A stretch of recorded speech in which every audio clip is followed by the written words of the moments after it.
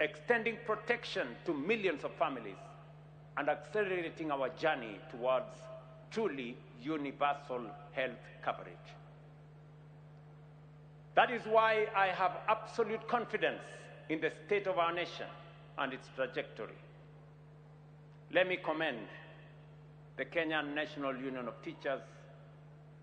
Let me commend KUPPET and all the other stakeholders for sitting down with the Ministry of Health and ironing out the differences that were there.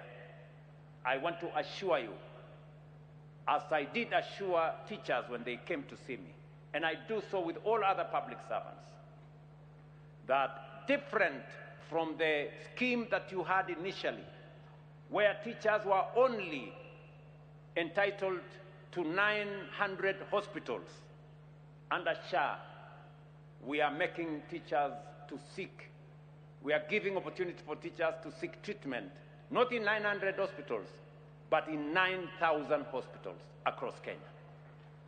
We are expanding their cover, and we want to make sure that you can have access to level 6 hospitals across Kenya, not just one level 6. Do not be distracted by the noise.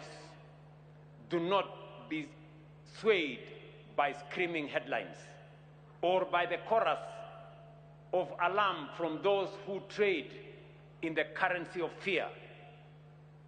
They can see what is happening because they live here, as we all do, but they cannot bring themselves to acknowledge the change, the progress, and the transformation, because to do so would strip meaning from the only narrative they perpetuate.